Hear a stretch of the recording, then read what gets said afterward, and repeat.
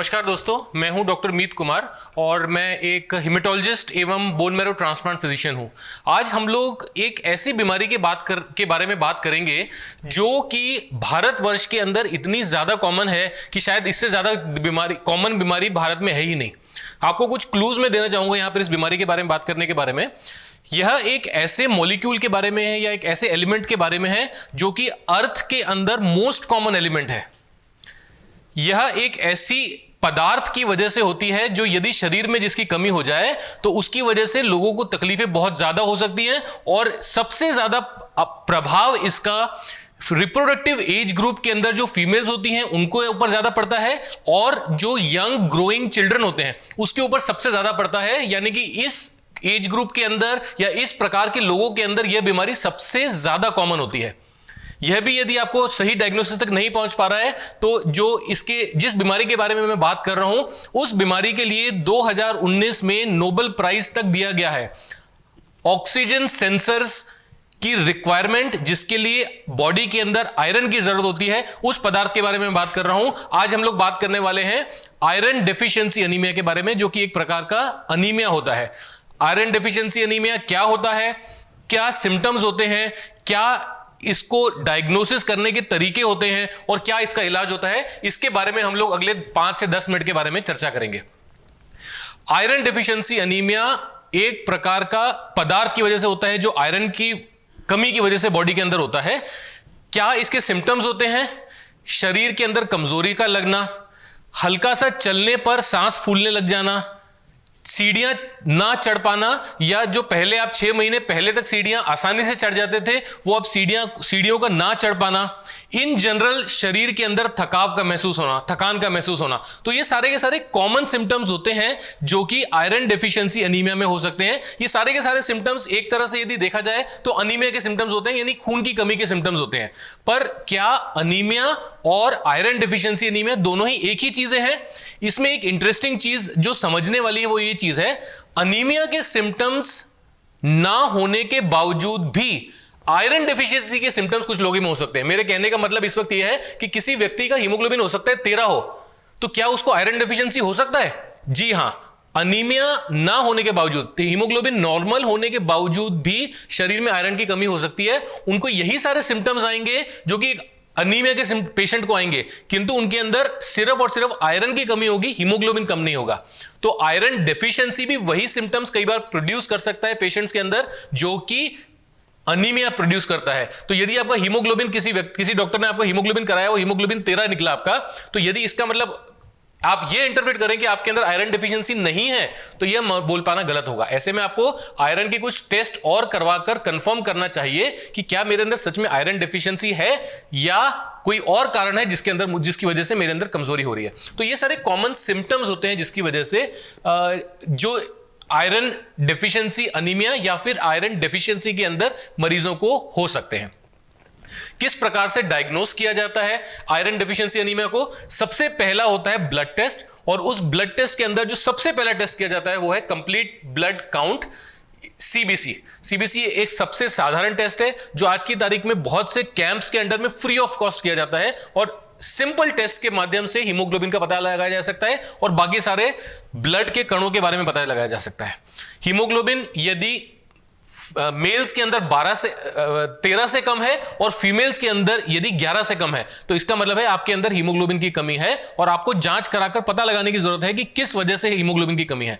Iron deficiency के अंदर जब हम लोग देखते हैं कि किस प्रकार का हीमोग्लोबिन कम होता है तो उसके अंदर सीबीसी के अंदर कुछ और पैरामीटर्स आते हैं, जैसे मीन कॉर्पस्कुलर वॉल्यूम, एमसीवी जिसे टेक्निकल भाषा में कहा जाता है, वो कम हो जाएगा। नॉर्मल एमसीवी होता है 80 to 100, किसी व्यक्ति का हीमोग्लोबिन कम है उसके साथ में एमसीवी भी कम है तो उसकी पॉसिबिलिटी है कि उनके अंदर आयरन डेफिशिएंसी अनीमिया हो रहा हो। इसको और सूक्ष्म रूप से देखा जा सकता है, उन सीबीसी की रिपोर्ट के अंदर आपके डॉक्टर जो कराएंगे उसके अंदर रेड सेल डिस्ट्रीब्यूशन विड्थ एक पैरामीटर होता है। यदि RDW आपका बढ़ा हुआ है, नॉर्मल जो 14 से 16 होता है, यदि आपका 19-20 हो रखा है तो इसका मतलब है low MCV high RDW with anaemia is almost certain के अंदर आपके अंदर आयरन की कमी बॉडी के अंदर चल रही है। कैसे कंफर्म किया जाए? आयरन प्रोफाइल कराना है जिसके अंदर iron, serum ferritin, transferrin receptor और टोटल आयरन बाइंडिंग कैपेसिटी, ये 4 टेस्ट करके, और 5वां होता है इसमें रेटिकुलोसाइट काउंट। ये 5 चीजें कर करके इस चीज को कंफर्म किया जा सकता है कि आपकी बॉडी के अंदर आयरन की कमी है कि नहीं है, और आयरन की कमी की वजह से ही क्या आपको सारी की सारी तकलीफें इंक्लूडिंग अनीमिया हो रहा है या नहीं हो रहा है। आयरन की मात्रा, सीरम आयरन की मात्रा यदि 15 माइक्रोग्राम पर लीटर से कम है, इसका मतलब है आपके अंदर आयरन की सीवियर डेफिशिएंसी है, आपको इसके इलाज की जरूरत है, आपको इसको उचित मात्रा में आयरन का बॉडी के अंदर इनकॉर्पोरेशन करके उसको ठीक करने की जरूरत है। आयरन डेफिशिएंसी के अंदर total iron binding capacity TIBC बढ़ जाता है, ट्रांसफेरिन रिसेप्टर्स बढ़ जाते हैं, रेटिकुलोसाइट काउंट कम हो जाता है और सीरम फेरिटिन कम हो जाता है। तो ये सारे के सारे पैरामीटर जब आप कराते हैं तो उससे पता चलता है कि आयरन डेफिशिएंसी एनीमिया आपके अंदर है या नहीं है। कंफर्म करने के लिए कुछ दशकों पहले तक ऐसे कहा जाता था कि बोन मैरो को टेस्ट किया जाए और बोन मैरो के अंदर आयरन स्टेन करके देखा जाए। यदि आयरन स्टेन बोन मैरो के अंदर 0 आता है, जिसका मतलब है कि बोन मैरो के अंदर आयरन स्टेन या आयरन की मात्रा 0 है, तो इसका मतलब है दैट इज कंफर्मेटरी टेस्ट कि आपकी बॉडी में आयरन बहुत ही कम मात्रा में है और उसको सप्लीमेंट करने की जरूरत है। किस प्रकार से उसको ट्रीट किया जाए, ट्रीटमेंट क्या है आयरन डेफिशिएंसी एनीमिया का? आयरन डेफिशिएंसी एनीमिया को ट्रीट करने के लिए सबसे पहला होता है आयरन सप्लीमेंटेशन। आयरन सप्लीमेंटेशन चाहे आप डाइट के माध्यम से करें या आयरन ओरल सप्लीमेंट्स के माध्यम से करें या फिर आयरन इंजेक्टेबल सप्लीमेंट्स के माध्यम से करें। यदि हम लोग डाइट के माध्यम से बात करते हैं, ग्रीन लीफी वेजिटेबल्स, अलग अलग प्रकार की दालें, लाल काली दालें, छोले, राजमा, सोयाबीन, कुछ प्रकार के ड्राई फ्रूट्स जिसके अंदर कैश्यू एंड जो आपके अखरोट जिसे बोलते हैं, इस प्रकार के ड्राई फ्रूट्स शामिल हैं। तो इन सभी प्रकार के फ्रूट्स के अंदर काफी अधिक मात्रा के अंदर आयरन होता है और इनका सेवन करने से काफी हद तक आपकी यदि हल्की सी डेफिशिएंसी है बॉडी के अंदर आयरन की, वो रिप्लेनिश की जा सकती है, उससे नॉर्मलाइज किया जा सकता है और आपके सारे के सारे सिम्टम्स हो सकता है सिर्फ अच्छा खाना खाने से ही ठीक हो जाए। ओरल आयरन सप्लीमेंट्स के बहुत से फॉर्म्स होते हैं। जो मोस्ट कॉमनली यूज फॉर्म होता है वो है आयरन फ्यूमरेट एवं आयरन ऑक्सलेट। इस फॉर्मेट को इस ओरल टैबलेट्स के माध्यम से यूज कर करके आयरन की कमी को पूरा किया जा सकता है। ऑन एन एवरेज 100 मिलीग्राम की टैबलेट जिसके अंदर 100 मिलीग्राम का एलिमेंटल आयरन हो, ऐसा दिन में 2 से 3 बार लेने से आयरन की जो भी डेफिशिएंसी हो उसे 2 से 3 सप्ताह में पूरा करके रिप्लेनिश किया जा सकता है। आयरन ओरल सप्लीमेंट लेने से कुछ लोगों को कुछ साइड इफेक्ट्स हो सकते हैं, जैसे कि कुछ लोगों को डायरिया होता है, कुछ लोगों को कॉन्स्टिपेशन होता है, कुछ लोगों को मुंह के अंदर मेटालिक टेस्ट होता है, कुछ लोगों को कॉन्स्टेंटली नोजिया की फीलिंग होती है, किसी को पेट दर्द होता है। तो यूजुअली जो एब्डोमिनल सिम्टम्स होते हैं वो ओरल आयरन सप्लीमेंट्स की वजह से करीबन 30 से 40% लोगों को होते हैं और उनका मानना यह होता है कि हम लोग ओरल आयरन सप्लीमेंट नहीं ले सकते। तो क्या उनके अंदर आयरन की डेफिशिएंसी ठीक नहीं की जा सकती?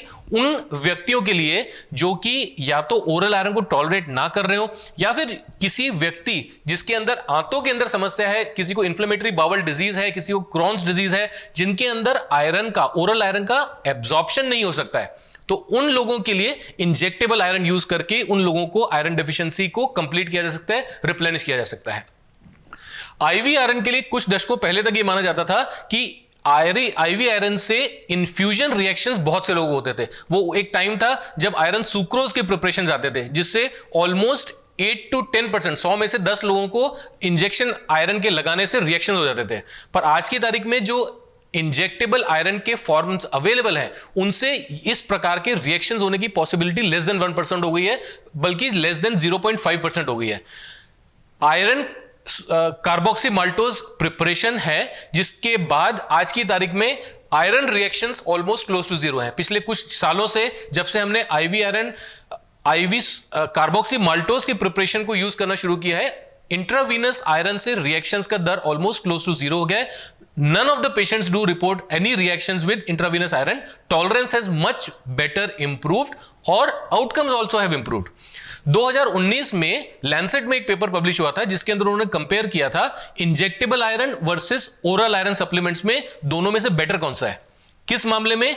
Outcomes, rapidity of improvement in symptoms and rapidity in terms of improvement in haemoglobin. इन दोनों के दोनों पहलुओं पर आईवी आयरन मतलब इंट्रावीनस आयरन मतलब नसों में जो आयरन चढ़ाया जाता है that fared better as compare to जो कि टैबलेट फॉर्म में आयरन दिया जाता है। इन दोनों पैरामीटर्स पर injectable iron was better in terms of rapidity of response, in terms of increase in hemoglobin, improvement in symptoms, improvement in fatigue, इन सारे के सारे पैरामीटर्स पर इंट्रावेनस आयरन फेयर्ड बेटर. सो उन पेशेंट्स के अंदर जिसके अंदर डॉक्टरों को लगता है कि स्पीड ऑफ हीमोग्लोबिन रिकवरी हमें ज्यादा चाहिए, 3-4 हीमोग्लोबिन के साथ आया जिसके अंदर हार्ट की तकलीफ हो रही है, उन व्यक्तियों के अंदर, उन मरीजों के अंदर इंजेक्टेबल आयरन देना शायद ज्यादा जस्टिफाइड हो सकता है as compare to oral iron, because haemoglobin बढ़ने की दर हमारी फास्ट हो जाती है और हीमोग्लोबिन बढ़ने का जो समय चाहिए होता है बॉडी को आयरन को रिप्लेनिश करके, वो कम हो जाता है. सो ये साधारण सी चीजें होती हैं जो कि आयरन सप्लीमेंटेशन ट्रीटमेंट के लिए जरूरत होती है. एक बहुत ही ज्यादा जरूरी चीज होती है, जितने भी एल्डरली लोग होते हैं 60 साल की उम्र में, वैसे भी आयरन की डेफिशिएंसी कॉमन होती है, अनीमिया कॉमन होता है, और उसमें one of the most common कारण जो होता है वो आयरन डेफिशिएंसी अनीमिया ही होता है. ऐसे व्यक्तियों के अंदर, जो एल्डरली लोग जिनको आयरन डेफिशिएंसी अनीमिया पकड़ में आता है, उन व्यक्तियों को जरूर इस बात का ध्यान रखना चाहिए कि उन्हें स्टूल ओकल्ट ब्लड यानी कि आंतों के जरिए ब्लड लॉस हो रहा है कि नहीं, वो कंफर्म करना है. उन्हें जरूरत पड़ने पर यदि आपके हेमेटोलॉजिस्ट आपको एडवाइस करते हैं तो अपर जीआई एंडोस्कोपी, मतलब ऊपर से एंडोस्कोपी एवं कोलोनोस्कोपी, दोनों चीजें करा करके ये कंफर्म करना है कि आंतों के अंदर कोई गांठ तो नहीं पड़ी है जो कि जहां से ब्लड का रिसाव हो रहा है और जिसकी वजह से हीमोग्लोबिन कम हो रहा है. बहुत से समय पर हमने ये देखा है कि एंडोस्कोपी के जरिए आंतों का कैंसर भी पकड़ में आ जाता है, जिसका एक प्रेजेंटिंग सिम्टम क्या था, सिर्फ हल्की सी कमजोरी होना, और उसकी वजह से आयरन की डेफिशिएंसी हुई, उसकी वजह से पकड़ में आया कि आंतों का कैंसर था, और पूरा का पूरा ट्रीटमेंट जो है आंतों का कैंसर का चला, उससे सारी की सारी चीजें ठीक हुई. तो ये सारी छोटी छोटी चीजों को ध्यान में रखना, एक छोटी सी चीज से शुरू कर पर बहुत बड़ी बड़ी चीजें इसके अंदर हो सकती हैं. इन चीजों को ध्यान रखना, इलाज करना, समय पर इलाज करना बहुत जरूरी चीजें होती हैं. इस जानकारी, इस बीमारी के बारे में यदि आप और जानना चाहते हैं तो हमसे जरूर जुड़ें और संपर्क करें हमसे. धन्यवाद.